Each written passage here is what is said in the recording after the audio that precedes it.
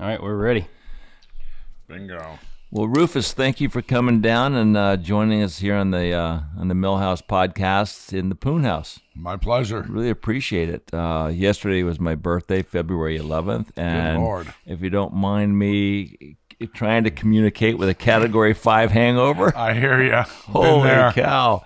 I can't imagine anything worse than trying to go fish offshore with a massive hangover. Done it. I've in my younger days, I might have maybe stayed up all night a few times and met people I'd never met before and head on out into the great blue yonder. And it's not easy. No. It's definitely not easy. You got to pay attention, and you're foggy to begin with. And fortunately, sometimes the fish cooperate, and you end up being a hero. Right. And but yeah, it's there's nothing worse, especially if it's rough. Oh God, No. I admire it. I love it. I love what those guys do, especially like Dean Butler and the guys chasing granders down in Australia. Yeah. But before we get into your billfish quest, let's go back to what's happening briefly in Tallahassee right now. This bill that is tucked into the budget. Man, Explain exactly what's happening with that. Well, I'm not that familiar because it's been transpiring over the last 4 days while we've been on the road collecting these podcasts. Oh, I know. It's this all slipped in pretty quickly, and I guess the head of the Senate is some dude named Simpson, and DeSantis has actually done more for the Everglades than any recent governor, and they passed a lot of good stuff, and then this guy pops in there, and DeSantis has in writing and in public statements said, I will not allow this bill to go through. So the bill actually, if I understand, I'm not really familiar, but basically it's eliminating, I think, $600 million that the 1.1 million was allocated. The 1.1 billion. Right. It's basically going to remove money from the EAA reservoir, and it's going to turn over jurisdiction of the South Florida Water Management District to none other than the Department of Agriculture. Oh, wow. We have no chance. They're going to steal all the water, right? It's, and it all comes down to sugar. Right. Sugar wants to control the system. And they've got the money, they got the lobby, they got the power. Years ago, when I got flown up to Tallahassee by the Everglades Foundation, myself and a couple of other people from Stuart, Florida, Patrick Stracuzzi, who was a prominent realtor and so forth, and we were, going to plead our case to the state. And, the Everglades Everglades Foundation lawyers, we met with them, and they said, on any Friday night, I can go out on the town with my gal, and I'm going to see 6 lobbyists talking to the right people about the right stuff at the right time. And they just have a very well-oiled machine. They've got 100+ lobbyists in Tallahassee, plus another couple hundred ancillary people just waiting for orders. And it's just, my mother called them what they were back in the 70s is the Mm-hmm. and basically I grew up with in the in Palm Beach, and they're wonderful people. I mean, my God, they're generous, they're kind. It's just that their industry isn't. Mm-hmm. And they've learned how to work the system, with being a Democrat and being a Republican, they can play it from both angles. And there was a Time magazine quote when, Monica Lewinsky and Bill Clinton were in the Oval Office and they were about to dilly the dally. The phone rang, and it was. Now, when you can pick your phone up and have a direct line to the Oval Office, that's a hard, that's City Hall, and that's a hard one to fight. You got power. It's extraordinary power, and it's just, hundreds of millions of dollars, and it's all just. All of it, Washington, D.C., Tallahassee, to a certain extent, local politicians, local county commissioners, it's all. But here's what I don't understand. How much do they need, right? Because put that aside just for a second and put yourself up in a drone. Yeah. And take a look And you live on the Saint Lucie River. I live on the Saint Lucie River. You Right. experience the algae Oh, discharge. absolutely. The stench. I actually live in what's called the aerosol plume. Right. That as the wave action rolls that algae onto my beach out at the, on the other side of the mangroves, that goes into suspension and it gets blown up to my porch. So I live in that aerosol plume, and they've come up with cyanobacteria and microcystin bacteria are cancerous and Alzheimer's and Parkinson's. So these are some, Right. grade A ailments that come from this algae. Right. And you're a fisherman. Your And- heart right. has got to be shattered. Oh my with all God! this. And then you take the Indian River. I mean, the Saint Lucie River has been void of bottom life, other than an oyster here or there. But there's not been any grass or any of that. I moved up there in '83, and the water was chocolate, and there hasn't been any real grass since I moved there. But the Indian River Lagoon, which is just adjacent to the Saint Lucie River that runs north-south, Saint Lucie runs east-west, and then the discharges come from Port Mayaca to the Saint Lucie Locks and out to Saint Lucie Inlet. And then to the north of that is the Indian River Lagoon, which between Jensen Beach and Fort Pierce, it's something like 300,000 acres of grass that have been decimated. And when I say grass, I mean 2-3 feet tall. When you walk in it, it tickles your nether region, and it's kind of spooky. And it was a forest of life. You could walk out and see little pilchards and little mullet and crabs, and here comes a jack, or Right. oh, there goes a snook, or oh, look at that trout, or and it was just this beautiful ecosystem. And I think that due to extensive spraying of Roundup that they spray in the western corridor, the Lake Okeechobee, the Kissimmee River, all the little ponds and canals in western Martin and St. Lucie County, from Orlando south, they spray Roundup, which is a weed killer, and in the name of preventing the Right. choking of the waterway by aquatic vegetation. Well, you would think that if you wanted that water to be clean, that you would want it to get choked and slow down the flow and so forth. But that's not how it goes. And it's all big ag, and big ag speaks volumes, lobby-wise in Tallahassee and all over the place. They've got billions of dollars to play with. And I'm not talking just sugar here. Cattle is ag. Right. Pole beans are ag, pineapples, tomatoes, lettuce, all that. That's ag. So they all kind of scratch each other's backs, and sugar being the number one. But let's really talk about what we're dealing with here. We're also dealing with big pharma, because sugar is bad. Sugar is probably the worst thing that we can put in our bodies. It causes obesity, diabetes, joint failure, heart disease, and cancer. Cancer loves sugar. It's an acidic environment. Cancer does not like to live in an alkaline environment. So drink a lot of lemon juice and eat certain foods, and you can turn your body into an alkaline heaven, and cancer really can't function in that. And so sugar is something that they get kids hooked on, soda pops and candies and blah, blah, blah. And then the next thing your kids, your 12-year-old kid's 50 pounds overweight, and he's destined for a life of obesity and misery. Mm-hmm. And that's what big pharma likes. Right. And we just came through the Mac Daddy big pharma routine of all with COVID, Right. This is the ultimate David and Goliath story. It is. But I think DeSantis was just saying in the last couple of days he's not going to allow, this bill ain't making it. Yeah, but he can veto it. But can he veto that separately of the budget, because it's tucked inside the budget? Can they I separate think the he two? probably can. I mean, this is insanity. Right. I've been on a soapbox for 30 years. I know a lot of people up at home have been on the soapbox for 30 and 20 and 25 and 15 and 10. Because you're the president of the CCA. I'm the local in Martin County. Martin County chapter president of the CCA. CCA has unfortunately not taken a public stance against the water. They're not out in the open with it. They're in the shadows. As to where Captains for Clean Water is in their face. Right.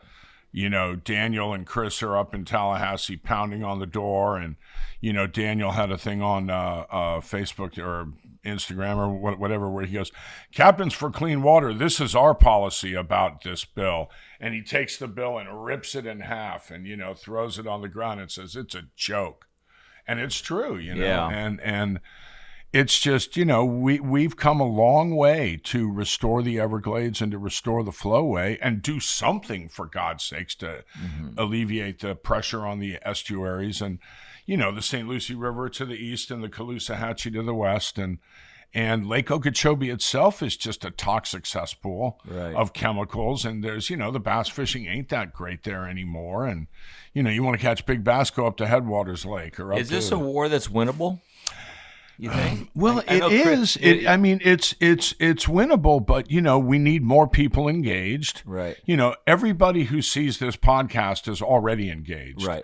You know, so we need another million people to get engaged. And you know, it's just, it's a difficult battle. It's once again back to the issue here. You know, you hit me with some sort of a proposal.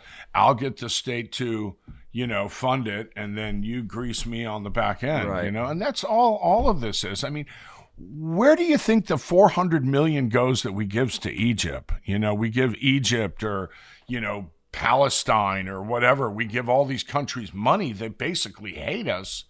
It doesn't go to the people. It goes to the politicians, and then it comes back to the politicians who signed that bill.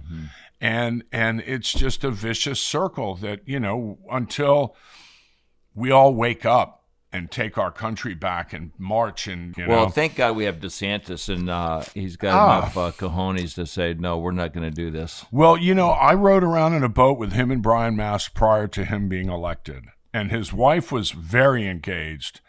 She was all over the algae issue with its concern for children. You know, how is this going to affect kids? Well, obviously bad.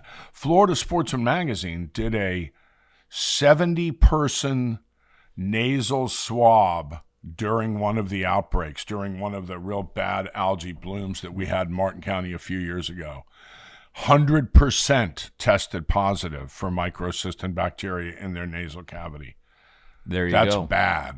I mean, so that means... If that's not leverage, come on.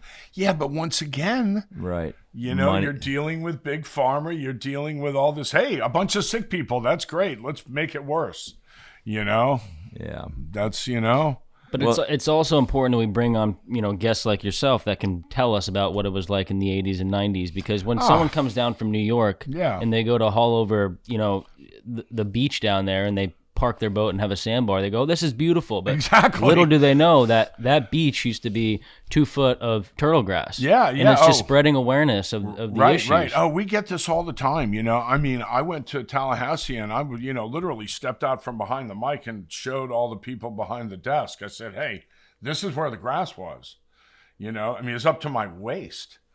And to see that get decimated, I never really thought they'd do it because the Indian River Lagoon, here's the real funny thing. It's a federally protected aquatic preserve. We lost 1,100 manatees last year due to starvation. We're on track to probably lose that this year. So with a 4,000 to 5,000 total population, we got 2 or 3 more years, and the manatees are gone from starvation. And the death that they die is just frightening. There's a woman on Facebook who has gone totally postal on this effort. and her name is Katrina something. I can't remember her last name offhand. But she posted pictures yesterday of a manatee who died a couple of moments after these pictures were taken. And it is just horrifying. Because 100% of a manatee's diet is turtle grass or some sort of grass. They eat any grass they can find, and all these tumbleweed algae and so forth, the red and the brown algae. I don't know the names for them, but that's not nutrition for them. Right. And they need that grass, and they're scraping algae off rocks. They're coming up out of the water to eat sod and any bulrush or weeds that are hanging in an estuarine system. And it's just terrible. Then you take all the people that swim with them and harass them. No one really, it's just a manatee. We can roll up on it and touch it and fondle it and play with it. Well, that stresses them. Right. So no, all the Crystal River, Homosassa, all those tourist traps where let's go swim with a manatee, it's just not in the best interest of the manatee. Right. And you're in violation of the 1972 Marine Mammal Harassment Act. So all these people do it, but yet no one prosecutes anybody for it. Right. And it's on Facebook. Here we are touching manatees, and no, let's go show up at their door and arrest them and go get the operator. It's similar to the shark thing we have offshore Jupiter, where they're out there feeding sharks, and now you wonder why you can't catch a snapper or a cobia or a sailfish. Or the sharks are just they've taken up residency. They know here comes an engine.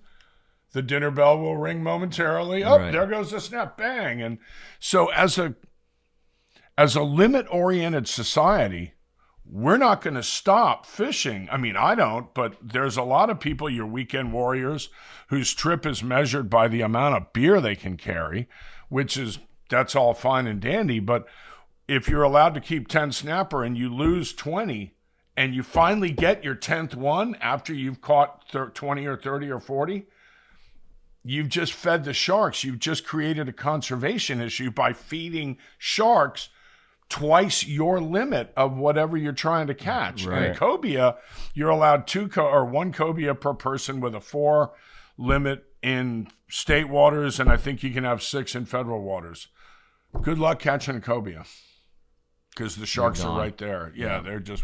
I lost 7 one day and said, that's it, I'm done. Mm-hmm. And that was 10 years ago, and I stopped fishing for them. What's the inshore fishery like up where you live, like the snook and trout and tarpon fishery? We have absolutely zero trout in the system anymore. There are no trout. There are no redfish. Why is that?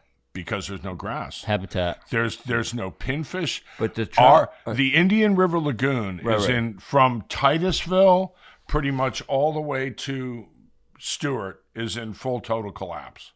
I mean, I'm just going to call it what it is. It's in total collapse. Right. So all your fishing is offshore?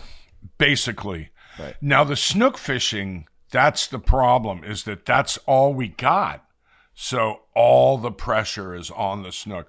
We have a gentleman up at home named Captain Bob Bushholtz. Bob Bushholtz runs a pontoon boat charter operation. He is a head boat for the river. He does a week, like 1 or 2 days a week, he'll do a multi-person charter where Tom, Dick, and Harry show up and they don't know each other and they all throw their money in and they go fishing and they have, boom. And then he does private trips also, and he's got a couple of characters that he takes on a regular basis. 2020, Bob had 57 redfish for the year. Most of them during the fall, September, October, November at the Stewart Causeway. For the year, he had 112 black drum for the year.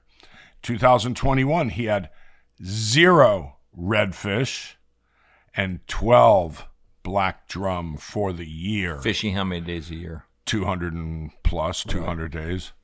And he does 2 trips a day, and he is the shrimp king. He is live shrimp on a 1/4 ounce troll right jig that he makes himself with a 2-0 hook, because you can't buy them with a 2-0 hook. You can only make them with it. They come with 3s and 4s. But Bob makes it with a 2-0, so he gets everything that gets near the shrimp. And Bob is very savvy. Bob has a craft that he has honed to perfection. And he says, I use Bob as a barometer for the fishery. How's the sheep's head fishing? Well, it's a little off, Or how's the triple tail fishing? Well, it's a little off. I mean, Bob has historic years where he's caught 120, 130 triple tail. Up to 25 pounds or 20 pounds or whatever. So Bob's got the game down with a pontoon boat. He does the same thing day in and day out. He's a wonderful guy and a real, patron of our river. And he speaks out when he can. But, it's just everything we say falls on deaf ears, it seems, is we're there every day. We see it. And what used to be this lush, beautiful landscape underwater is now lunar. It's like the moon. It's just dead. Have you ever considered moving? Mike Holliday and I have discussed this. Where do we go? Where am I going to go where I got the Atlantic Ocean right there and I've got, my friends, the fish camp. I got, God forbid if I take up bass fishing again. I've got bass fishing within an hour. And, I've got friends in West Palm and it's your home. And it's where I live. I've been there for 38 years. I don't really want to go anywhere where, I can't fish or I can't have the possibility of going and catching a sailfish or whatever. So it's, plus that, the farthest north I could see moving would be Sebastian, and it's really not all that much better than where we are. Right. So how's the tarpon fishery? Do you guys still get a good push of mullet run through, the fall months? We don't get a lot of mullet anymore, but we have a decent tarpon fishery pretty much year round, but tarpon are the exception of the rule. They breathe air. Right. So hardy. It's, tarpon is sort of like the nuclear, like the real robotic, fish that we can always kind of count on. If you want to run up into the North Fork, far up into the North Fork and fish to rolling fish that are this big, and every now and then, there's a big one. And, you get a bite out of them. And a buddy of mine caught over 100 last year. Most of them were small. He had a couple of big ones, 150, 160 pounds. But for the most part, it's all a beach thing. Or it's down by the inlet. The migration right in June, the crossroads. June, July, August, September. And we have them till October. They're down in the crossroads. And, sure. Now with, and then another thing that we have that, I can't really bitch about because I'm guilty about it is I can buy bait from guys. There's 10 guys selling live bait in the Manatee Pocket every morning, whether it's pilchards or threadfins or goggle eyes or croakers. There's a plethora of live bait that can be purchased. Then I've got side scan sonar. So I've got this machine that can tell me what's 85 feet that way and 85 feet that way. Pull up to a dock, nothing. Go to the next dock. Oh, there's something. Pitch a bait, catch a fish, move on. I've got electric motors that I can hit a button and spot lock the boat. Fantastic. Love it. Used to have to throw an anchor. Used to have to go catch my own bait. Used to have to leave an hour early to go catch the bait and come back and meet the people. Or if you had adventurous people and the bait was in deeper water, you could all sit there and sabiki rig it. Right. It was a good time. It was fun. Now you just buy it. Then I got a button I can push and anchor my boat with a power pole in shallow water. So now everybody's a guide. Everybody thinks, oh my God, I can make $800 a day. Well, good luck with that, at $5 a gallon for fuel now and bait, the cost of everything's just going up. So, who knows where it's going to end. But, so it's almost like the refined, sophisticated challenges have been depleted. Absolutely. All the stuff that, hey, that guy's got moxie, he's out there early, he's chucking in that, he's doing it. No, man, I'll meet you down at 8:00 at the Pocket. We'll buy a couple dozen baits. We'll go whack them. I saw believe me, I know where all the docks are because I drive up and down and see where everybody's anchored. I know there's Rufus, he's on that dock, or there's Holiday, he's on that dock. There's Chris Britton, he's on that dock, or Chris Britton's over there, Holiday's. And, now all these people are guides now. I mean, I've been up there since 83, guiding since 85. So, All right. Well, let's go You're making me depressed, Rufus. It doesn't paint a pretty picture, but you know what? It's still...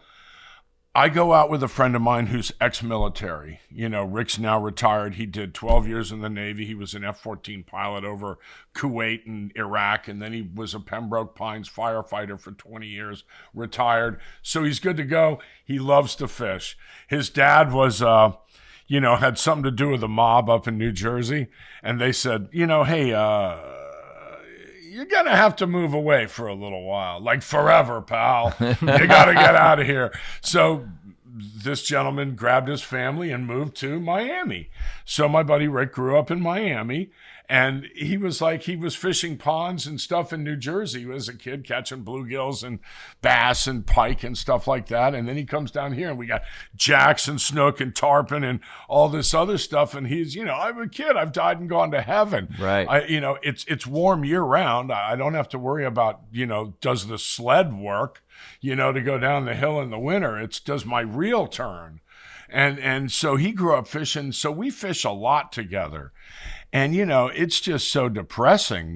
We both look at each other and we're just like, oh, my God, look at so it. hard. But you know what? A day on the water. Now, the old saying, a bad day fishing is still better than a good day at work. Well, I'm not so sure about that anymore. A bad day fishing is, it's a bad day fishing. If you're in the river and you're struggling to catch a sheep's head on a shrimp jig troll right thing, that's, bad. But if you're offshore, at least you've got this beautiful Mother Ocean. Oh, there's a leatherback turtle. Oh, there's a mola, or there's a whale shark, or there's a hammerhead, or some grooviness that Mother Ocean's going to let you see that day. It's worth it. That makes it a good day is better, or a bad day fishing's, still.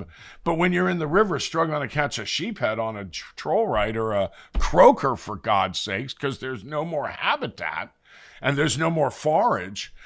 Butch Constable, we did this gig at the Fish Camp. Holiday put together this thing with captains, the old slack tide guide thing. Right. And Costa's still involved, but it's not the guide slack tide thing anymore. It's the guide rendezvous.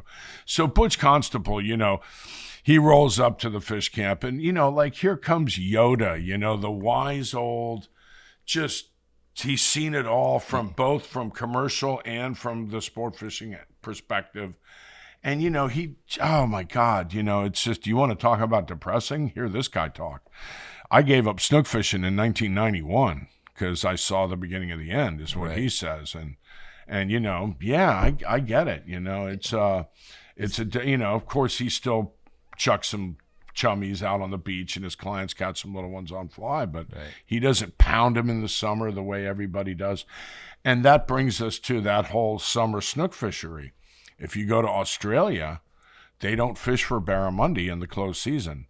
They choose not to fish for them. You have to protect them when they choose not to. They're vulnerable then. Right, and the people choose not to. The guides won't guide you for them. Now, they're lucky they have two barramundi fisheries. They got a saltwater fishery, and they've got the reservoirs, the freshwater barra, which actually get giant, 60, 70 pounds. And that's a different animal.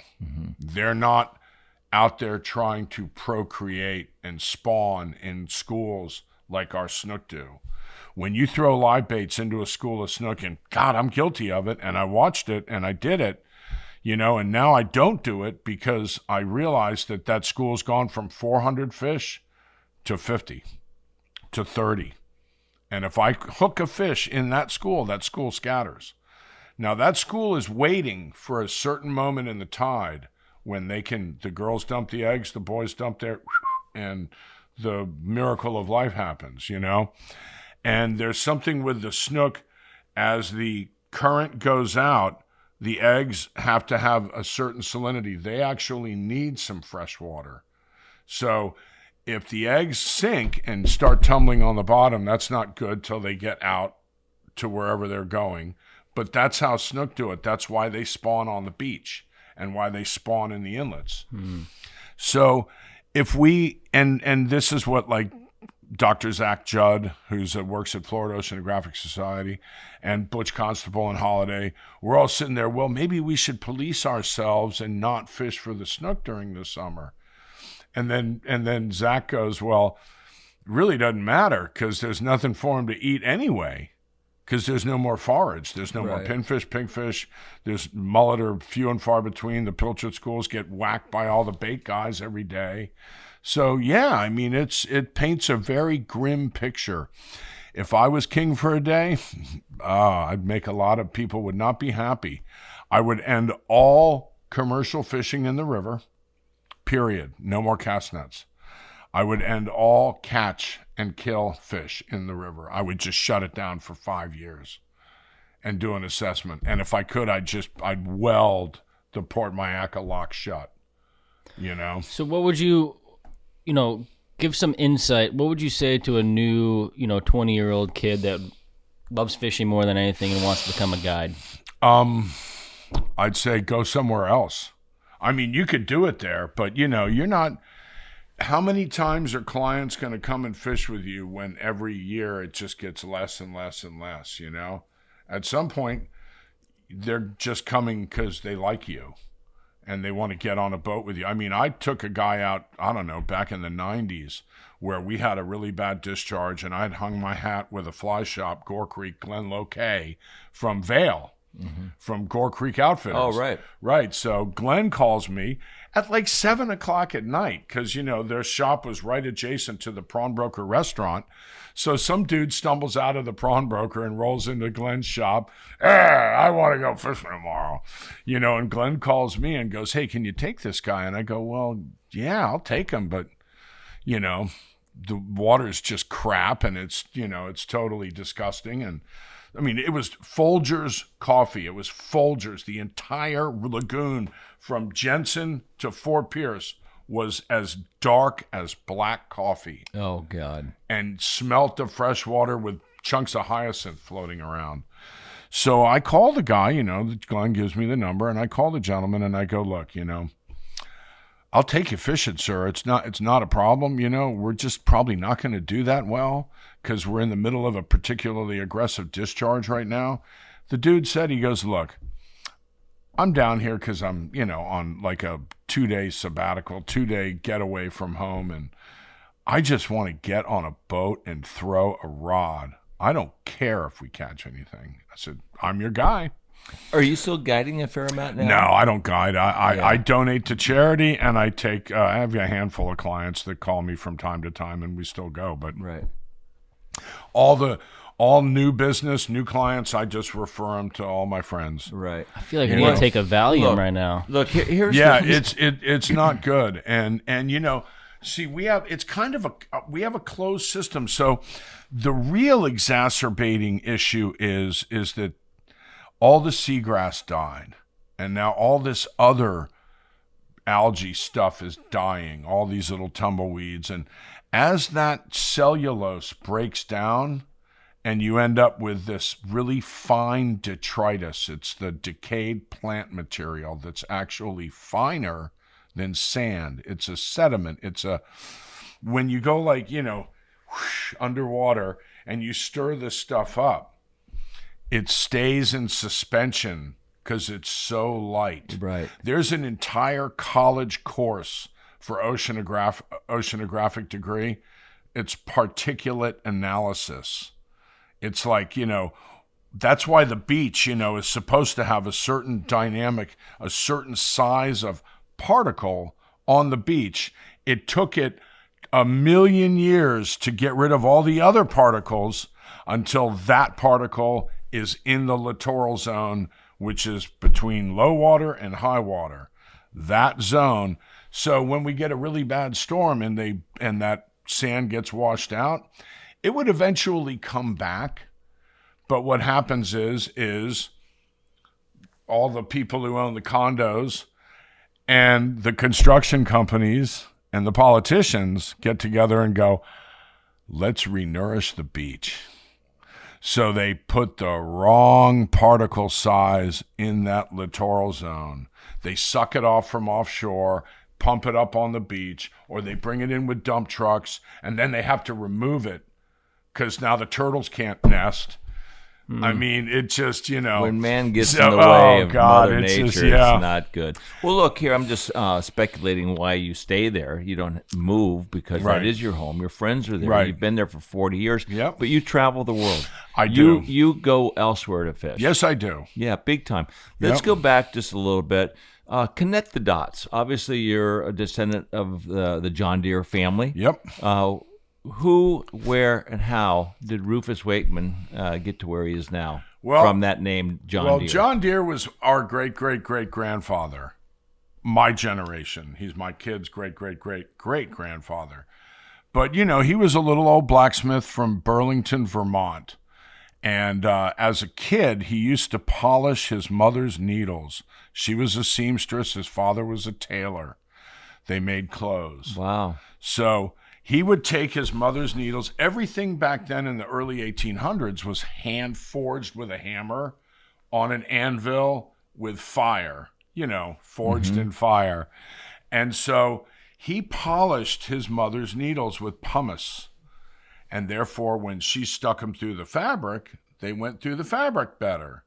So as he became a young man and an apprentice blacksmith, he figured he'd polish his shovels and his rakes and his hoes and his pitchforks. So people stopped to buy his stuff because it worked better than that guy's stuff. So then he moved to Grand Detour, Illinois, which is where John Deere is located now, in Moline, Illinois. And people moving west would stop and purchase the hand tools that he polished because they passed through the Midwestern loam well. Now, the plows, the plow behind the team of oxen or the team of horses was a hand-forged plow with a very rough surface because you can only get it so smooth beating it with a hammer, and it's black steel. And, they just didn't really polish a whole lot of stuff. He tried, and it still was such a rough surface that it just would not shed that Midwestern loam. So as people moved west, they got to Illinois, turned around, and moved back because you'd engage the plow, you'd go 20 feet, back the horses up, jack the plow out of the ground. They all had little wooden scrapers, and they'd reach down and scrape the crap off that plow. Then they'd re-engage it, snap the whip. The horses would go 20 or 30 feet, back them up, and so on. So he gets a call, not a phone call, but a call. Someone comes calling, knocks on the door and says, come on, I need some assistance. I have a mill, a grist mill, and I need you to help me repair this mill. It needs some, iron work and some stuff and back then, blacksmiths, door hinges, door hasps, all kinds of candelabras for, to put, because we had no electricity, so it was all just candles and stuff like that. So blacksmiths were a very revered member of the community. They were almost like a doctor, Right. If shit broke, you'd come and get the blacksmith and he'd come and fix it. So he fixed this guy's grist mill. This is how the story goes.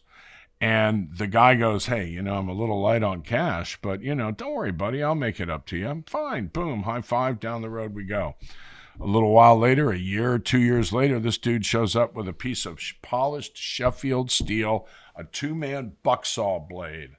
Now the bucksaw blade's probably that deep with this much as teeth, and right. It's those big, giant 2-man cutting bucksaw. Big logs. Right.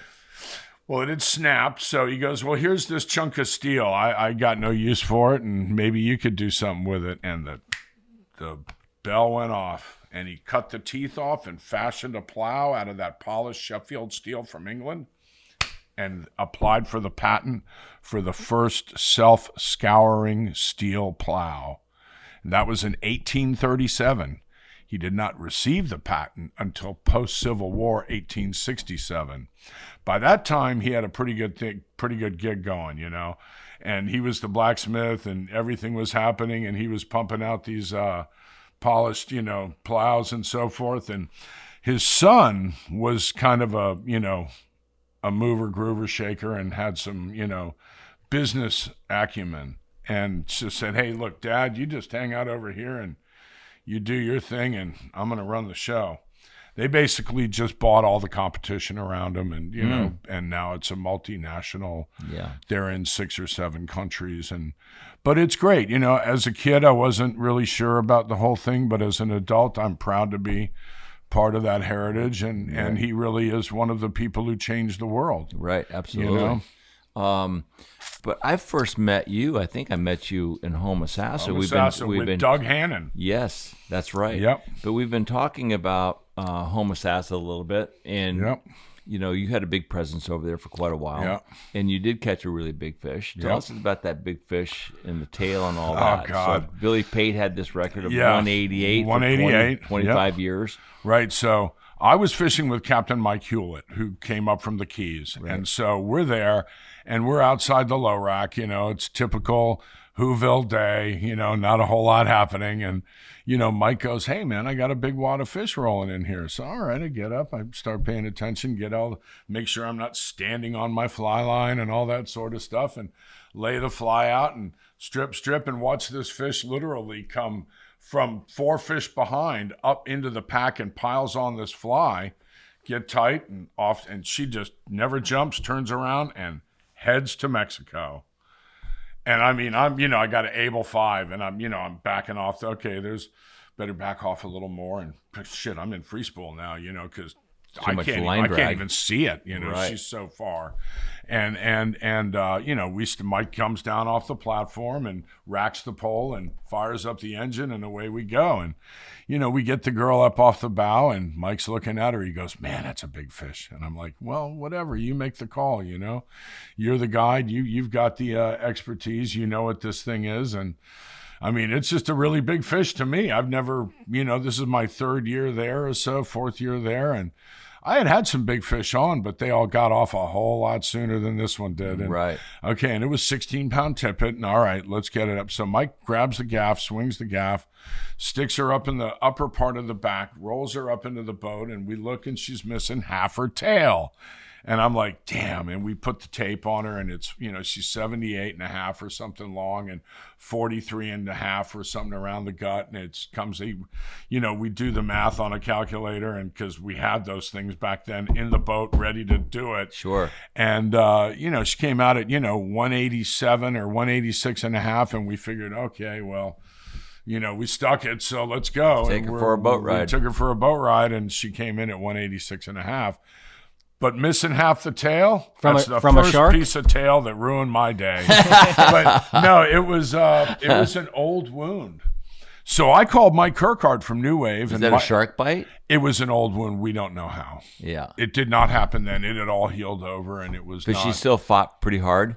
She never jumped, but she just went to like I said, it was 300 yards, 250 yards in a straight line. The motor was still sufficient. She never deviated or anything. It was a straight line. Interesting. And I remember just holding on going, wow. Now I've caught 2 wounded tarpon in my life, and they both eat the fly right now.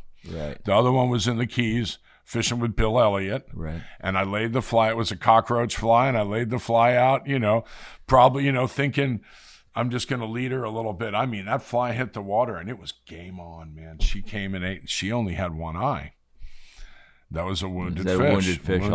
Wounded fish they're going to capitalize on any opportunity they get. Right. But yeah, Homosassa is a near and dear place. That's just a magical, when Monty Burke wrote that book, I got a phone call, and I said, yeah, man, this is like, the holy grail of fly fishing. And if you really want to test your moxie as an angler, go to Whoville and see if you can do this. That's what you called it, Whoville? Yeah. Whoville. Yeah.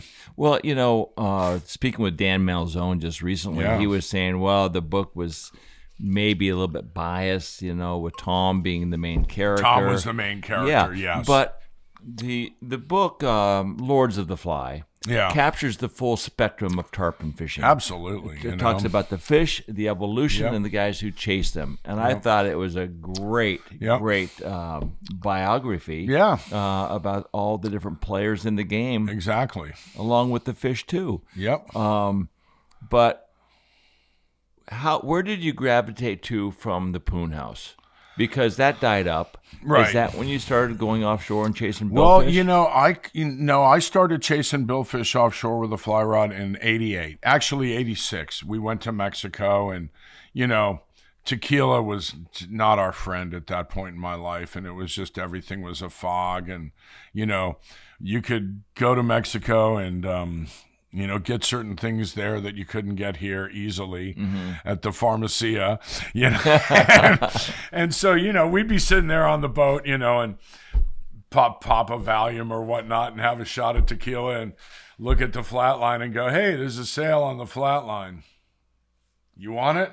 That's funny. And so it was, finally in about 87, I guess, is when I, caught my first sailfish on fly down there with Wink Dorsbacher and Will Dixon. And then I went to Homosassa that same year, and that kind of occupied. But I'd always go to Isla, and then I'd go to Homosassa. Mm-hmm. And it was kind of like I'd go there for a week, and then I'd come home, and 2 or 3 days later, I'd go to Homosassa. I find it hard that you have such great passion for offshore and inshore, hunting. Yeah. And then offshore, the boat's kind of hunting, trolling the baits.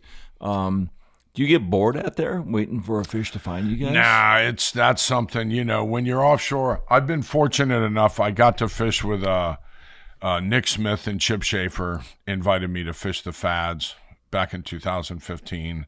And the Fads are offshore Costa Rica. If you don't know what they are, they're a series of seamounts offshore in about 6,000 or 7,000 feet of water. And I believe it was the Schwest family out of Louisiana who decided to start to try to drop these Fads on top of the seamounts. Now, it's 6,000 feet, and the seamount comes up to 1,500 feet or 1,200 feet. So they've got these sophisticated bathymetric sonars that give you like a 3D printout of, what the top of that actual body of land 1,500 feet down looks like. Mm-hmm. And then they can establish how the currents are going to be. And, they're taking a chunk of concrete bigger than twice as big as this desk. 8 or 6 or 8 or 10,000 pounds of concrete to hold the cable, a bunch of rebar sticking out of it because they lost a few that slipped off the edge. And, they dropped these Fads with the cable and a scuba tank about as big as I am or bigger. Which is big. And that's right. and that stays at, about 100 feet down. And then they go down and they attach a top shot to this scuba tank or this air tank that's, suspended. But these, it's $15,000, $20,000 per Fad. Right. There's a lot of cable and a lot of technology and a lot of guesswork and a lot of effort and a lot of manpower and a lot of concrete. And it improved the fishery by tenfold. Well, what happened was prior to the Fads being deployed, every now and then a boat would go out there and they'd have, like a good day marlin fishing is, 2 or 3. Well, these guys would venture out there and they'd come back, they'd spend the night, they'd chug out there and they'd spend the night and they'd come back and go, we raised 12 in 2 days, and oh my God, 12 in 2 days. That's unbelievable. Now you do that in the DR, but they're all 100 pounds. These get 300, 350 and so forth. So then they dropped these Fads on it, and it basically sent all the Billfish Foundation and NOAA and NMFS and all their information went out the window because now we're seeing, thousands of fish are being reported. One boat had 600 or 700. Look at Bubba Carter; he's out there all the time. And so now there's more fish in the ocean than they didn't originally know, suspected. Right? Exactly. Now these are all small fish; they're all under 300 pounds. Which let's face it, in the world of marlin, it ain't big till it's 7 or 8. That's how. 5 and 6s are. That's a good fish, mate. Like that, or so these Fads, or good fish, bro. If you're in Hawaii, But these guys are, they've just got it down. And then I really hit the jackpot and got to fish with Chris Sheeter 3 times out there. These Fads fish attractive devices. Right, fish attracting devices. Yeah, so what bait were these Fads collecting? Tunas. Yeah, mostly little yellowfins about this big. And that's what marlin like to eat. And the marlin love to eat them. So, first thing you do when you get out there, you make a pass over the Fad. If it's thick with bait, you start jigging them. And, they put out the little king jigs with 6 hooks and you troll them and boom, boom, boom. The next thing you know, you got 15 tunas. And, you got lunch, too. Yeah. Tuna's a tuna. I don't care if he's that big or that big. They all eat the same. So, you'd fillet some of them for lunch and throw them on ice, and we'd have sashimi for lunch or, seared tuna for lunch or something like that. And then the rest of them get bridled up. Yeah. And so I'm fishing with Nick. And the first day, we're down at one of the fads, I think, off Golfito, and I think we get one fish, and then Nick just goes, we're out of here, let's go. So Chip fires it up, and we run to another fad, that's like 30 miles away, and we get there, and there's bait. And so Conejo, who his mate is, Nick gets the little tunas in the boat, and Nick's got this god-awful thing that he puts on the front of the tuna. It's like a pound of, like a lure head, like the Exterminator or some like a barrel sinker of some kind. It's some kind of groovy polished chrome thing with a skirt, and so he tells me, he goes, wait till this tuna is on that teaser out there. I kid you not, man. 1 minute, and boom, there it is. And I'm like, you're shitting me. And this is a live tuna? No, dead tuna slapping, but it's a whole different animal from, when that tuna is doing this and bouncing and swimming, and the vibes it's throwing out, and it's just marlin candy. It's just like ringing the doorbell, Who designed that skirt for that tuna? I don't know. It's some thing from the West Coast, some company from the West Coast. It's kind of like a wahoo lure, right? Like a high-speed gig with sort of a flat head, but you could use anything. I mean, it doesn't really matter, but was Nick's thing, and it keeps it down because tunas really want to flop around a lot. So you want them to dig and, swim and send out that vibe, and flopping around is great. And it still flops around, but it's just, it's an unbelievable fishery. But, the last time I had the honor of fishing with Sheeter out there, I had fished the weekend prior, and then I came home and I went back down with another friend of mine. And I mean, I had my son out there and Pat Ford, and it was just, one of those on Golden Pond moments to be out there with my son, with Chris running the boat. And, oh, cool. At the height of the game, fly fishing for blue marlin, and my kid caught a few, and then we're pitching tunas at him and catching them on tunas and circle hooks. And so anyway, I asked Sheeter, I go, so what's your best day out here? Like what's considered the, the shit? And he goes, well, we had 22 on bait one day, and my best day on fly is 11. So I had a buddy of mine with me who I said, look, we're going to try something. I'm going to throw the fly. If you don't eat it, you throw the tuna. We caught 17. I had 7 on fly and 10 on bait. And that night, Sheeter comes down out of the bridge or out of the shower, and he sits down. And he goes, you asked me what our best day was, 22 and 11. He goes, I've never had a chance to have 2 guys in the boat who really don't care who catches the fish. That if it doesn't eat the fly, great. The options throw the bait. Get doubled. Yeah. And he said that's a really rare thing in fishing, to have a fly fisherman that doesn't mind watching someone else catch a fish. And I go, well, that's what it's all about. Right. And plus that, he's paying for half. So, So, and I don't expect to catch as many fish as him anyway, because, you're chucking the bug. I'm chucking a chicken, right. I mean, come on, I'm against the 8 ball already, it's already bad. I got a 12. When I explain to people that I have this much leader, and it's got this much of a sword on the front of its face that's like 80 grit. So you're talking about a 12-inch bite tippet. 12-inch and bite you got tippet. a big bill that wants to slash it around. So are you always fishing IGFA legal? I can't do it any other way. I just can't. It's like moving a golf ball in the fairway when you're playing golf. You just don't touch that ball. Can't. It's just, I want to fly fish. I don't want to fish with fly tackle. Right. And there's a difference. Now, that being said, Brazil, I'll throw 60-pound all the way to the butt section, right? Boom, let's go. Because you can't get certain fish. Get them out. I mean, it's kind of like, gee, let's go to New Guinea and try to catch a New Guinea black bass on 12. That's just not going to happen. They're so Lefty, powerful, so much structure. Yeah, Lefty tells his about story, Dean Butler. Oh, my God. His story about dicking around with those New Guinea bass, he's like, well, I started out with, 16-pound tippet, and I hook a fish, and boom, it's gone. And then, okay, let me try a 20-pound tippet. And I don't even think there was 20. There wasn't even a category then, but he did it. And then he goes to 30, loses them, and then he goes, screw it, and he goes like 60 right to the fly. He gets the bite. He wraps the line around the handle and back it up, and the guy backs the boat up, and that was Lefty Cray's story, and only he can tell it the way he tells it. Right. Lord Lefty, hail to Lefty, hail to Lefty, hail to Lefty. You know, I'll tell you, Lefty came to my fish camp a couple of times, and it was such an honor, and the last 2 times I went to ICAST was literally to sit with Lefty. Right. And I sat with him for 3 hours both days the last 2 years he went.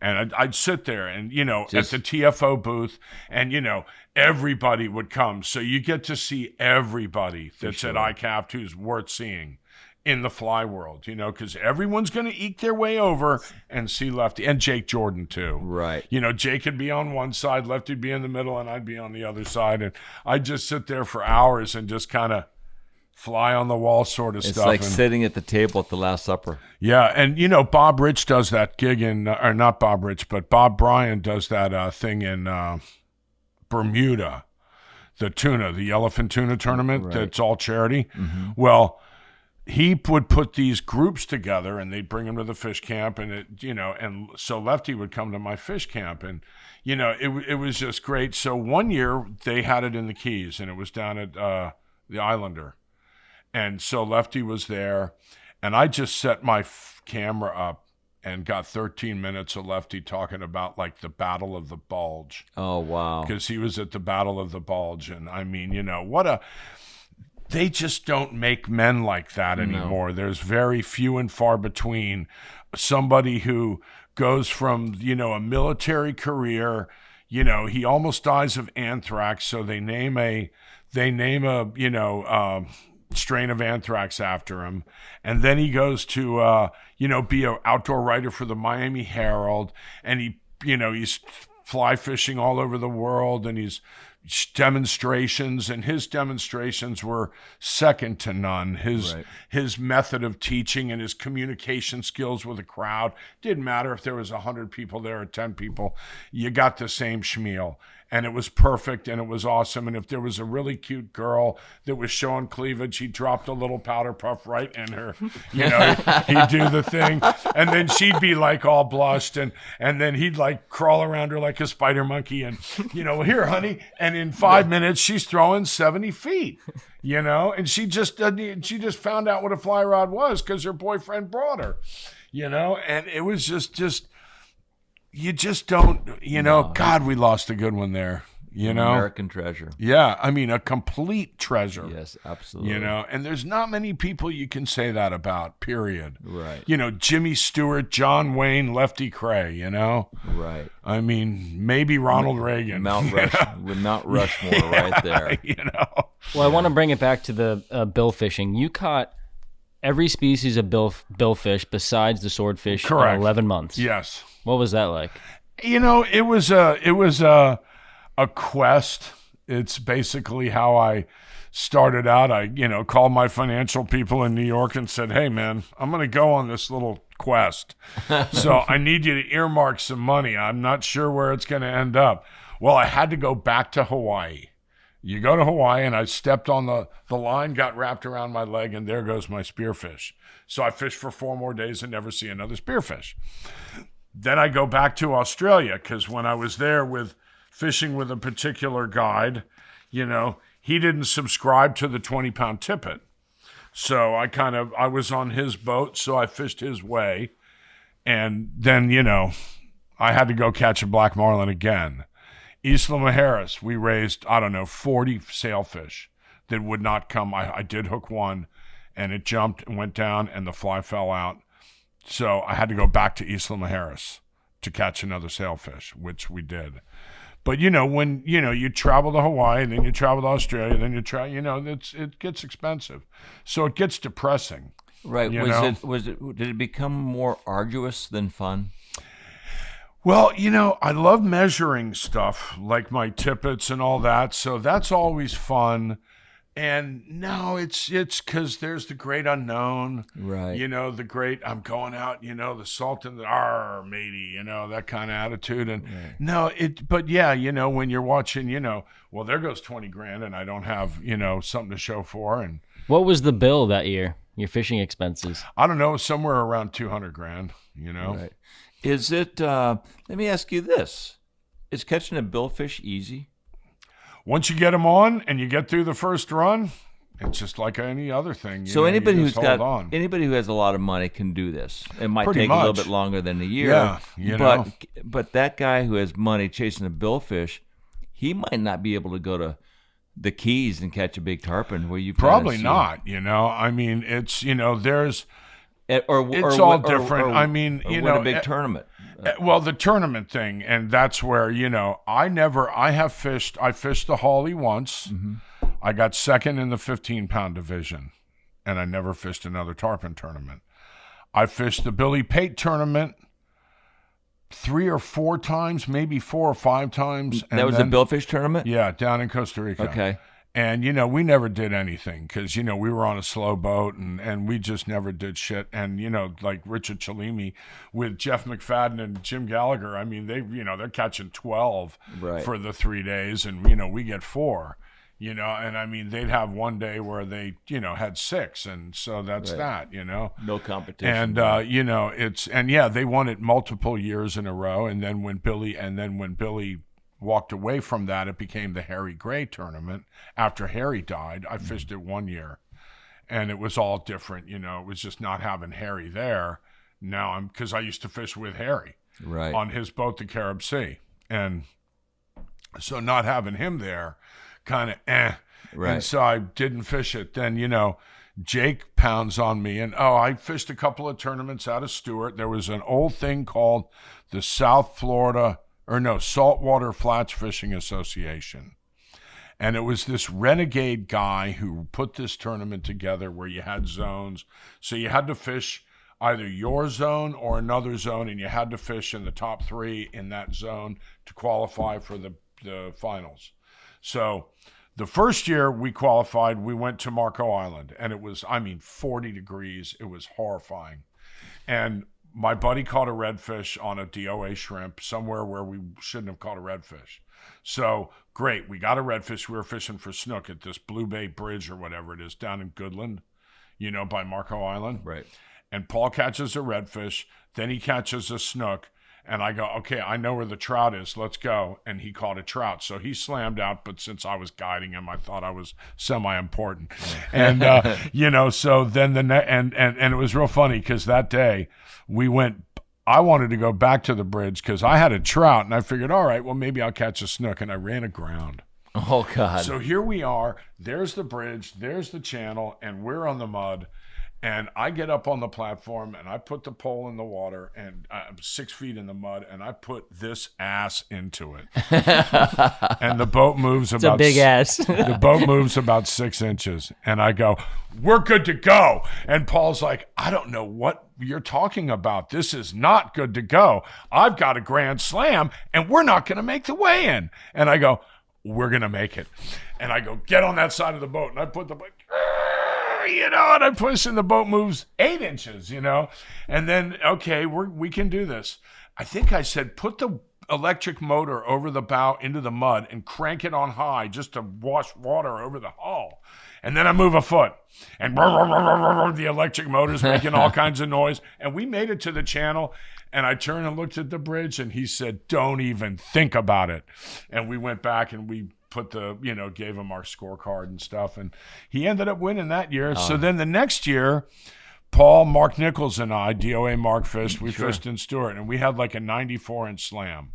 You know, we had like a 36 or 37-inch snook, a 30-inch trout, and a 28 or 30-inch redfish or something. It was like 94 inches. So you liked tournaments? I did that, but these were more fun, you know? Yeah, not the big. So then we end up in Flamingo to fish. And so Mark and I go down, and we scout out on like a Tuesday, and we run into Murphy at the boat ramp. Sure.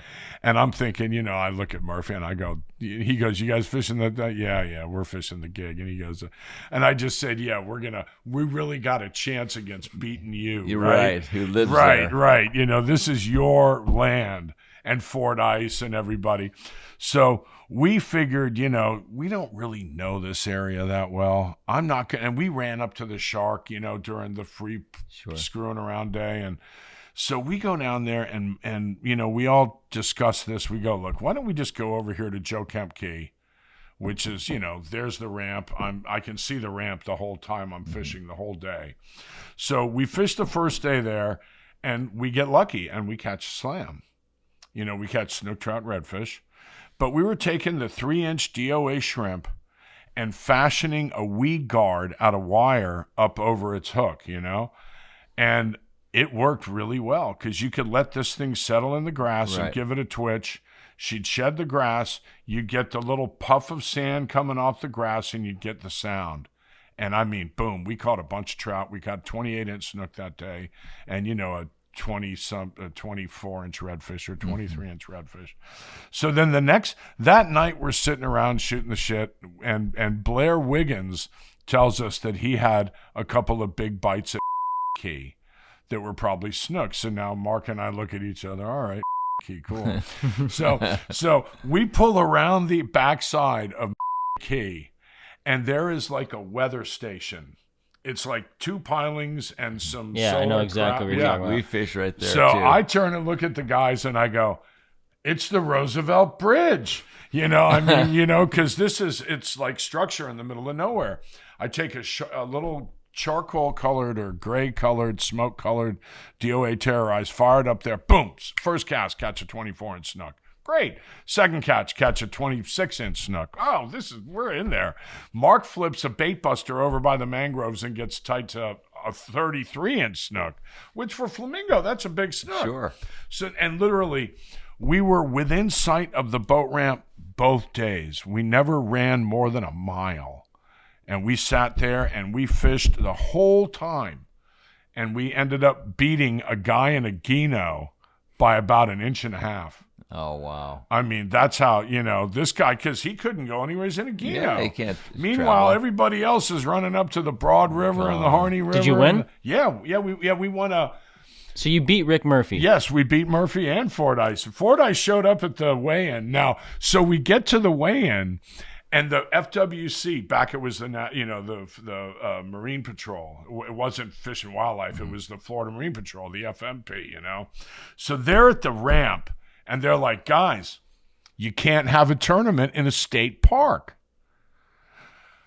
So the tournament dude, whatever his name was, he calls the Radisson Hotel in Florida City and says, look, I got a bunch of people. We can be there in 40 minutes or an hour. We need some sort of a gathering, like a conference room. Yeah, sure, we got it, So we all run, you just see this exodus of cars driving down back out of the park, by Robert is here in Florida and into Florida City, and yeah, sure enough, we won it. Good for you. Let's go back to the marlin briefly. I understand. I've done it a little bit, but it's very difficult to pull a fish off of a live teaser bait to a fly. Is that correct? Well, if you're fishing a live tuna, somehow on a kite or whatever. Right. Like in Panama, that's we went to Tropic Star and we want a fly fish, and we're telling the mate we want a fly fish as he's bridling up a live bonita. Right. And he goes, fly fish, no problem, senor, no problem. As he throws the live bait with a 10-0 circle hook in its head in the water. And then we're like, no, we want a fly fish, and he's bridling up the other one. Yeah, no problem, senor, no problem. Throws it out there. So we're like, and so we never really got the chance there. Right. We were there in Tropic Star. We had a really terrible week. It was, that new moon in January, which is historically like a 65 to 70 fish week. Right. Our week, it was 33. Right. We did catch a blue, and we saw a black, and we caught a few sailfish on Panama baits. But no, it's I have not had the experience of teasing off a live bait. Right. You know? Is that a big still a big part of your life? Bill fishing with flies? Well, it is, but you know, put right that now, aside now. No, I'm just now that my son they got their new 64 Viking for his boss man, and they're in West Palm, and they're going to go back to Costa Rica, and I'm sure that the boss man would, you know, I've been told by the captain, the boss man wants his boat to be exercised from time to time. Yeah, right. So you'll be going back. I'll be down there. I mean, it's a beautiful boat. Brandon's a great captain. My son knows every aspect of fly fishing and trolling, and he's fished with Tim Richardson in the DR and VJ Bell, and he's fished in Virginia. I mean, he won a daily in the Ocean City or the Pirates or whatever the hell, one of them tournaments up there.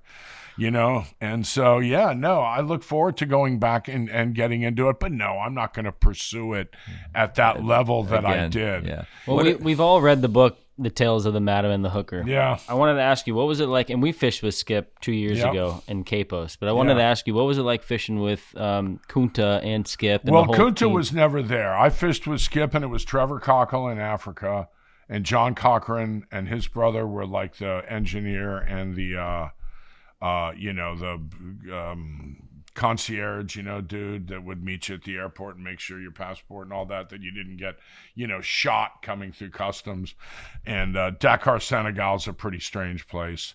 And, but no, Skip is, that was one of my first real moments of, okay, blue marlin really do elicit a different response from an individual. 'Cause it's like, sail on the teaser, Sea turd on the flat line. Yeah, something, whatever, But when that blue marlin came in, and it was full on, and, to the point where I actually, after, the fish came in, my friend Donald Lees dropped back and, got a bite and fish jumped through the hook.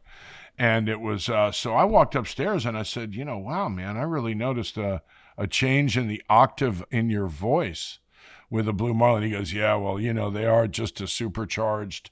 It's all happening a lot faster. It's, really going. And that was in 88. Now, we had bought, I think it was in either 87 or 88, we had bought a trip to fish the Hawaiian International Billfish Tournament at the IGFA auction. Now, my buddy bought the trip, and he got it for like $1,800. Now, this is 4 days fishing in Hawaii with hotel room for 4 people. Oh, my God. For $1,800. It's like a $15,000 trip, And this, the fishing was $1,000 a day. That's, it's Hawaii's still one of the more inexpensive places to fish if you want to fish for marlin. It's, $1,500 a day by now, I'm sure. Madeira, it's $1,500 or $1,800 a day. But, you go to these fad trips in Costa Rica, it's $4,000 a day or $5,000 a day by now, But it's, no, Skip is, well, what can you say? I mean, just legendary. And was there any partying going on?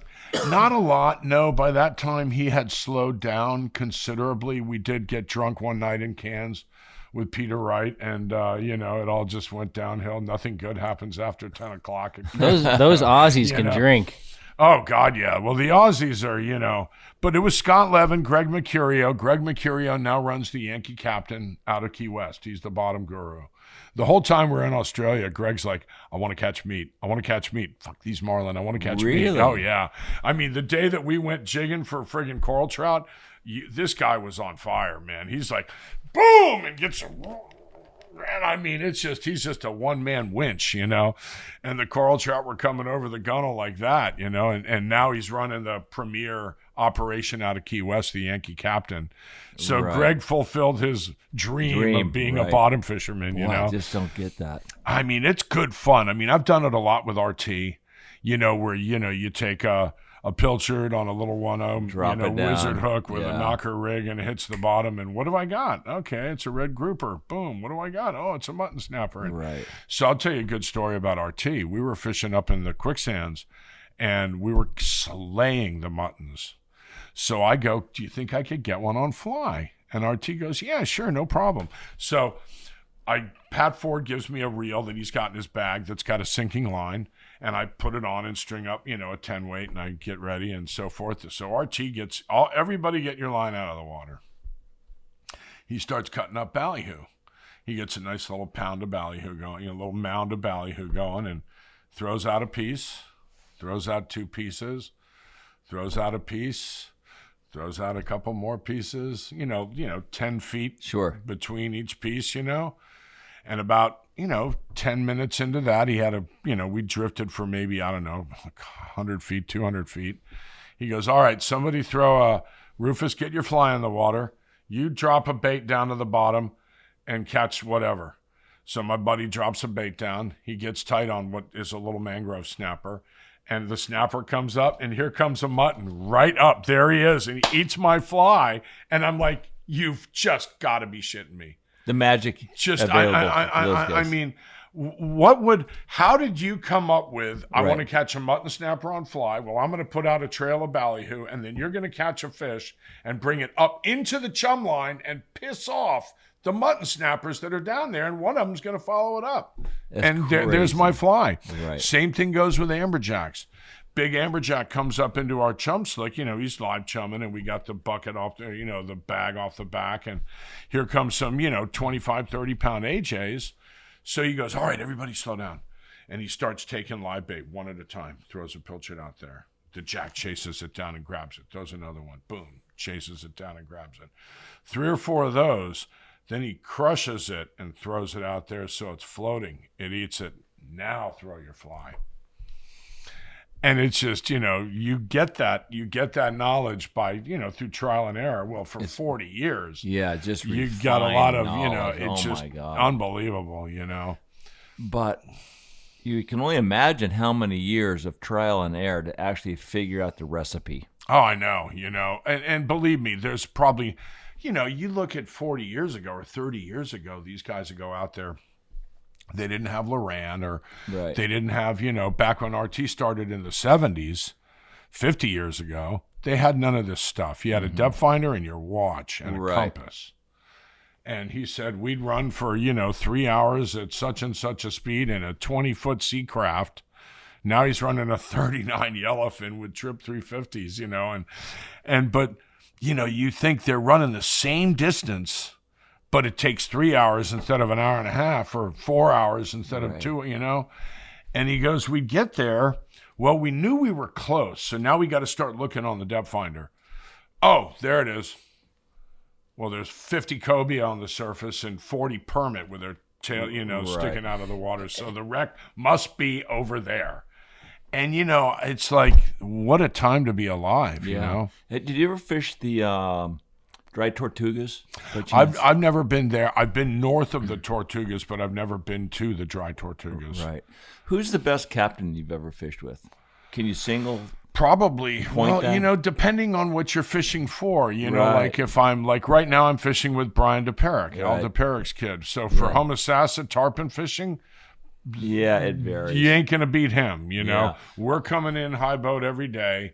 Right. And I fished 6 days last year, caught 7 fish, had 3 fish the last day on the sand. Right. Which to me was just, to sit on that sand and see Watch these big, things oh swim, my God, What, it's just, look. But for that type of fishing, RT, by far, and for offshore, it's Chris Sheeter. Yeah.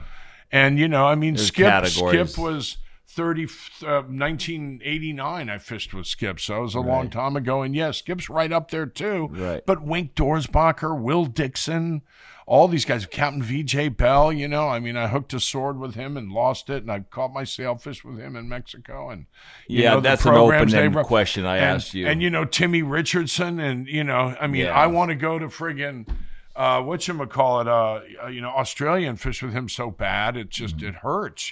What fish and location that you haven't fished that you're really eager to go experience? I'd like to go to Colombia. I want to go to Colombia. I want to do that freshwater crap. I want to do the peacocks again. You and I did that week on the Amazon years ago. Yep, down on the Rio Negro, which was a bomb. But now they got this fishery up in Colombia, which is. It's kind of remote and a little bit difficult, So in like I said earlier, my idea of roughing it is a slow wader. So, if I gotta hang out on a rock or a hammock, my back's gonna be a little angry and life ain't gonna be good. What fish is down there that you want? They got peacocks, they got a payara, and they got this cool thing that's like a tarpon called a sardinita, which is, it's like a really big herring. It's a freshwater fish. It probably gets, 10, 11, 12 pounds. It doesn't get giant, but its maxillary, its whole mouth structure is just like a giant threadfin herring. So it's like a tarpon. That's just a big herring, And, like Nikki and I, you're so fortunate because you've got a son, Marlon, who loves to fish, so now you're traveling... Yep. With your cub. Yeah, my man cub. Yep. My buddy. Yeah. Well, before we start to wrap up, I really want to ask you about the record dolphin you caught. You caught a 53-pound dolphin on a 16-pound test. 53 and a half. See, that's still the world record today. 32 years. Yeah, this is a segue into Panama. I don't even know if I want to say it. It would be top secret. but it is the Millhouse. Not Panama, but Colombia. They've got some, you're fishing out of pangas, so, it's not going to cost it's not going to cost $5,000 a day. And I got to bring all my gear and, go for it. But they get some big dolphin there. They're only 40 miles from Tropic Star. They're only 40 miles from Penis Bay. It's the same line. And that's just the biggest dolphin in the world. And Stu Apt, love you, Stu. Really want to beat your record. What's that big fish? 57 on 12. Yeah. So it's doable. It's hard to even find them. That's the problem. This is probably the one spot in the world where they'd be. So you still want to pursue that record on 12? Yes. I'd like to get to 20. I've got the 16. I'd love the 12 and the 8. I'd like to rewrite the dolphin category. And you know what? You could do it there. Right. You know what I want to do is go catch free swimming striped marlin in Mags Bay. That, and I want to go to Fraser Island and catch free swimming black marlin in 10 feet of water.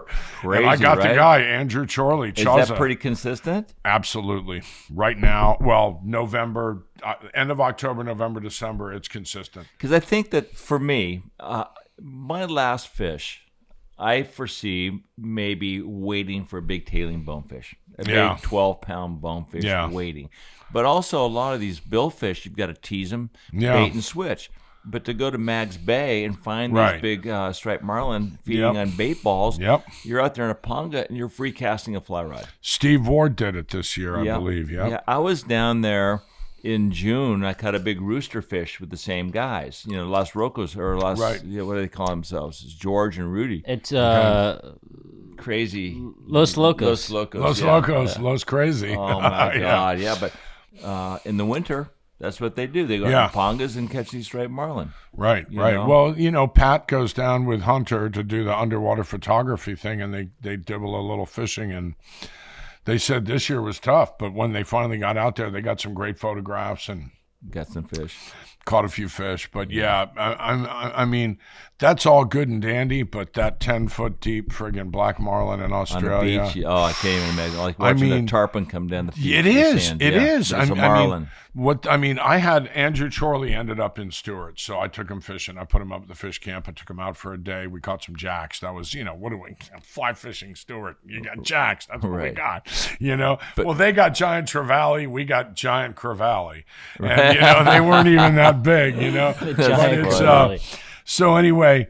We're talking, and he's like, yeah, mate, you gotta fucking come on down, man. It's awesome. If it's black, you throw at it, and I'm like, what is that? And he goes, it's a black marlin, it's a longfin tuna, or it's a GT, mate. And you chuck that fly and hold on, because whatever, they're going to eat it. And I'm like, really? He goes, oh, yeah, we catch the free swimming black marlin all the time. And it's 10 feet. I mean, that's crazy. It's sort of like, take a piece of land like Cape Cod. That's sort of what Fraser Island does. It sticks out. So these fish are coming, they're heading south, and instead of, they go from 1,000 feet up into 10 feet in like a quarter mile or something like that. And they kind of get up on this flat and they sort of get lost and they mill around and they stay there for a few days. And wow. I've heard there's another dude over there, Jonathan. Can't remember his name. Maybe Jonathan Jones. Is it? He's got a big long beard and he's a crazy loco. Okay, maybe. Yeah, so he's I think he fishes with Nautilus stuff, and I met him at ICAST like 5 years ago. And they're 50 to 150 pounds? They're 10 to 60 pounds. 10 to 60. They're this big to that big. Oh my gosh. And when they're juvenile, they're when Jim Dowling and all these guys started catching them back in the late 80s in Cape Bowling Green in Townsville, they didn't know what they were because the pec fin's moving. Black marlin, the pec fin is rigid. Right. Once they get to like 80 pounds or 70 pounds, that pec fin firms up. But they were getting them, and they got a big dorsal, almost kind of like a miniature sail with, the classic marlin thing. But instead of the fin coming up and then down and then tapering along the back, it actually comes up. And then like comes like that, like a little sail. And so how are they fishing for them? Are they pulling a skiff? No, they're idling along with an electric motor or the engine running. I mean, when I fished in Exmouth with Jono Shales, he literally stands on the cooler with the engine running and 1 foot on the wheel. And, he goes, hey, cover that. You throw over there and boom, you catch one of them golden trevallies or a striped trevally or, and they got bonefish. I mean, Exmouth is probably... I would say it's the number one. If you really want to go somewhere and saltwater fly fish, just go all in, book 20 days, because you're not going to fish all 20. You're going to fish maybe 15 or 12. Weather. Just weather. It's windy. You're there. You're sticking out in the middle of the Indian Ocean. Right. But it's flats. But they regulate everything. You've got all these markers that line up that when you're in this zone, you just keep going. You don't even stop. Kind of like the barrier reef. Mm-hmm. They've got all these rules for the 1,000 little reefs that comprise the barrier reef, and the Coast Guard flies it over every day. They fly over it on the east coast of Australia.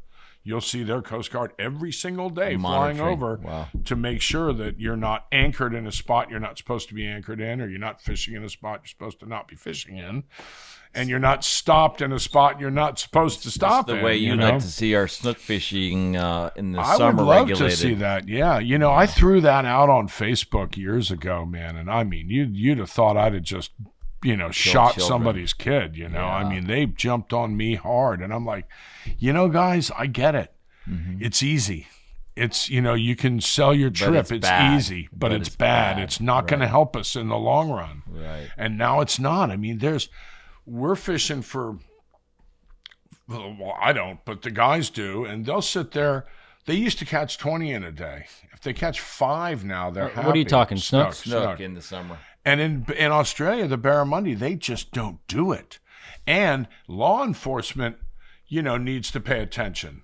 Yeah, I mean, I wish we could make it a rule that you're not allowed to fish for them. Right. Because if you're here, you're snook fishing. If you're here, you're snook fishing. If you're here, you're snook fishing. Period. That's all that's there. When you're chucking live bait up against a jetty in July and August, we know what you're doing, Right. What do you have left, Nikki? No, I mean, we covered a lot. We did. We really went the spectrum. Oh, I'm not. I'm just getting going. I know this. But okay, I'll talk about that dolphin real quick. So, we're in Mexico. I got my girlfriend. We're in Isla Mujeres, and I got my buddy Donkey, my good friend Scott Loper, we fished all over the world together. He's just one of my dearest best friends. I'm Shrek. He's Donkey. And we've been from Argentina to the DR to Mexico to Canada. We fished all over the place together. North Carolina, Destin, we've been all over. So he's my go-to pal. He'll put up with my shit and we'll go fishing and have a couple laughs. Plus that, he likes to see me fly fish and I like to see him catch shit on a bait, spinning rod or whatever. And we're just dear friends. We've known each other our whole lives. So we're in Mexico, and we're trolling. We got half the boat out because I'm throwing the fly. And Will Dixon yells down, hey, we got a decent dolphin on the short bait.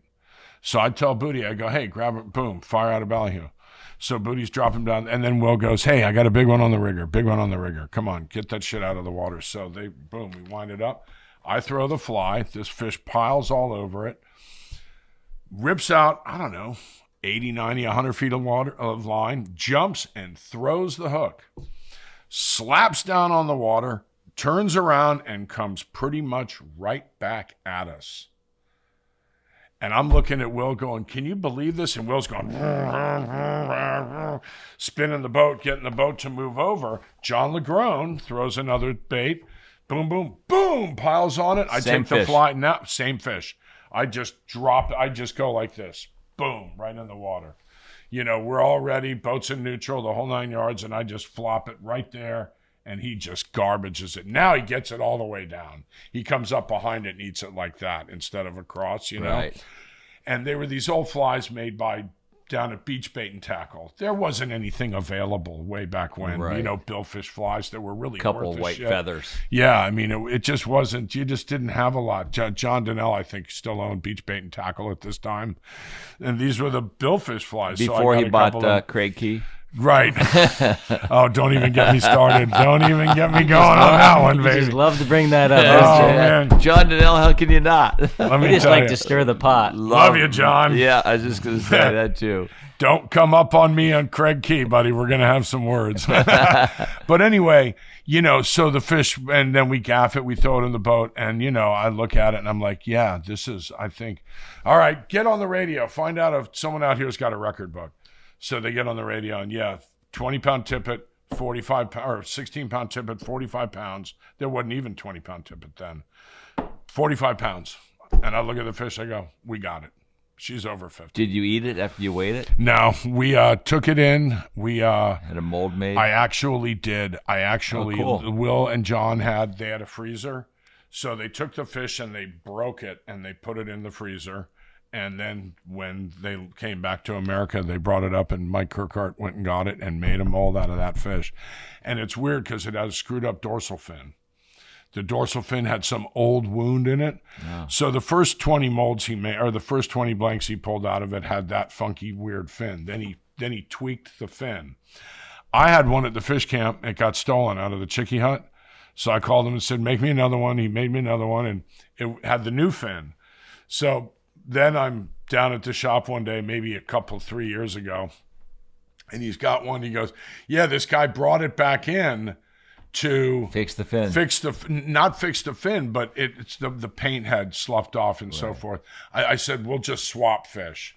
Perfect. He said, bring it on in. So I brought it in and we swapped it, and I got one with a screwed up fin again. Is that the greatest fish you've ever caught? Of all these thousands and thousands of fish? It's a really good one because it's a record I'm real proud of because it's, it's something that's on fly.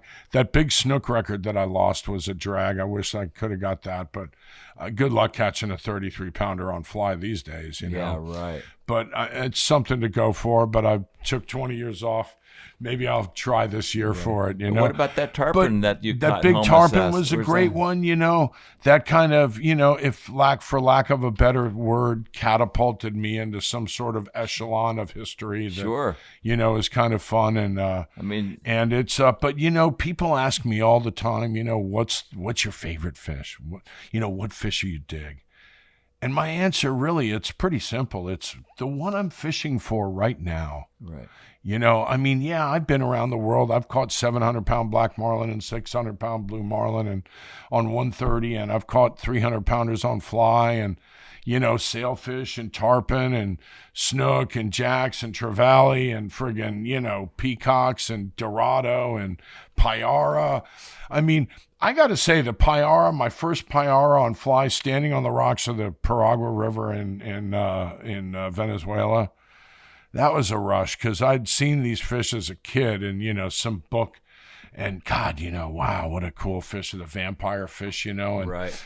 And there, and I tie all these flies with 2 hooks and we go down there and I catch one. And I actually kind of almost choked up a little bit when I held that first one. And I'm just like, wow, this is something. And then same thing kind of with a golden dorado, was another one. Right. And the peacock bass, that was just too overwhelming. We caught 117 the first day, so I didn't have time to cry. Right. And, but no, it's whether I'm catching, a bluegill or a bass or a marlin or a tarpon or a mahi or you just have a big heart for fishing. Love to fish fish. It's my happy place. It gives me peace. It gives me a certain contentment and wholeness that I feel in my soul, that I'm out here, I'm on Mother Ocean, or even if I'm running in the intercoastal and, boats are zipping by me, I still look in front of me and, I look at the mangroves and the pelicans and the roseate spoonbills and, I take in the whole thing, because it's so much more than just tying knots and fishing. And, from flying, tying flies, the reason I gravitated towards fly fishing was when I was a kid. I fly fished in Wyoming when I was about 9 or 10 years old. And there was a professor out there at the ranch we went to, H.F. Barr Ranch, and Professor Platt from the University of Maryland, and he tied flies and taught me how to tie. So I'm 9 or 10 years old tying flies in his cabin with his kids, who one of them still works there, and I just the fly thing, it's all about the cast, to load the rod, to feel that, to watch that line unfold. It's art. It really is. It definitely takes you to a different level. And I tell people, well, if you've bait casted, spin fished, or trolled, or done all this, and that's kind of getting old, well, here, put this in your hand and give it a whirl. It's going to be frustrating. I can just tell you to do this. It's this easy. Right. I mean, I can throw 70 feet sitting on a cooler on the bow of a boat without even trying. Right. Well, look, we've covered a big spectrum. And I think the last appropriate question to ask you is, what do you hope for Marlin, your son? I hope for my son to, maybe one day get a captain's license and, run a boat and do that and feel that, to have that responsibility to make sure that everything's working. And, when the boss man comes in or when you're fishing these tournaments in Costa Rica, I want him to be happy. If it gets to be a job and it sucks, then do something else, Mm-hmm. But I've told him, you're 22. You've been doing it now since you were 19. You've been actively involved in mating and fishing at a pretty high level with some pretty high, intense characters, VJ Bell, Timmy Richardson, he ran a boat and he went up and worked for people blind. He answered a phone call and went to Virginia. And, he's now working for Brandon and he's worked for Wink Dorsbacher. So he's worked for some heavies in the industry, And I just want him to be happy, to feel fulfilled and get a little salt in your face, Sure. And then after you're 30, 35, you become a yacht broker. You sell a couple of Vikings and sail off into the sunset, I mean, these things are going for, millions upon millions of dollars. So, I mean, you get someone to scratch a check in front of you on the closing day, you're going to put 50 grand in your pocket. Right. And if you sell a multi-million-dollar boat at $10 million, God knows what else, Right. Right. I do want to talk about, there's one guy who's embarking on a trip this year, Anthony Shea. Do you know this guy? No. Bad Company Fishing. I know the name. He's putting a 170-footer in the Pacific and a 150-footer with his 144. I mean, the guy's got boats coming out of his ears. Yeah. But he's a wonderful human, and he's doing great stuff with veterans. But this is the Madam and the Hooker on steroids. This is one operation in the Atlantic and one operation in the Pacific. Is it charter? No, it's private, Service. And he is a very, very passionate man about swordfish on surface. I don't get excited about much, but Anthony's program, that's exciting. I'm looking forward to seeing how this unravels because he is just constantly going at it at such a level above and beyond anything I've ever seen. Well, after his expedition, we got to have him on the podcast. I'm Absolutely. Sure he's been he created Loan Depot. I mean, the guy's a mover groover. He's a very successful entrepreneurial gentleman. And Anthony Shea is a pretty far out cat. Kerry Chen's a good friend with him. And Awesome. Just really a neat thing for us all to look forward to, the continued expedition of Bad Company, And his captain, Steve Lastly, got into the Hall of Fame, or not the Hall of Fame, but captains, yeah. Right. Really, and he's on the board now of that, Steve is. And just, the California contingency. And another thing I want to say, we need to recognize the Guatemalan mates for their contributions to fly fishing and circle hook fishing, because we would not be where we are today without their contributions, the captains, especially Nicholas Melendres. Nico, as he's known down there, he's touched 40,000 billfish. Wow. More than anybody on the planet. And Nico needs to be in. The Captain's and Crew Hall of Fame, possibly? He's in, right, legendary captains and crews, and some of the Richard Chalimi, these kind of guys, that really pioneered that whole Costa Rica thing. And, I don't know, I think the IGFA needs to open up and maybe have a 10-person year instead of a 5-person year and keep the speech more just people to 5 minutes. Right. I mean, Nico's going to get up there and go, blah, blah, blah, blah, arriba, gracias. And he goes, see ya. I mean, adios. He's not going to, yeah. Nico doesn't speak much English, but I've never seen a better mate. He is just, in my opinion, one of the finest gentlemen and humble, and he doesn't make a move in the cockpit without completing a task. Period. Efficiency. I don't care if he's just walking around the chair. He stops at the chair and straightens out the gloves and then comes around and puts together 20 bonitas or tunas, So cool. The guy's really far out. It's kind of like when you go offshore. Straighten everything out. Make sure everything's perfect. The kite's up. Yeah. I go out, and my quest is to get a goggle eye out, under the kite. And not get seasick before he gets out to the lake where I want to fish it. And then I look at my watch and I think, if I can leave right now, I'll be on the golf course in 30 minutes. God. Offshore and I don't get along very well. Well, the good thing about that Fraser Island fishery down in Australia is it's only 10 feet deep. The beach is right there. I can handle that. See, the that. thing with offshore is you lose the horizon. Right. You kind of lose a perspective, and then your inner ear starts going haywire. Because, even to this day, if I stick my head down in the console, I feel it. Here we go. Yeah, right. Well, Rufus, thank you so much. I really appreciate it. It's my pleasure. You've always been such a joy to hang out at the IGFA, the big banquets, the trip we took to the Amazon so long ago, those big peacocks. But you are really a treasure to the sport, and thank you so much for all you do. Oh, anytime, man. And thank you. All right, pal. Take care. Our pleasure. Thanks so much. My pleasure. Thanks for coming, gentlemen. Tight loops and lines. Love you, dog. You too. When I saw it's West Side Story, when I saw it's just a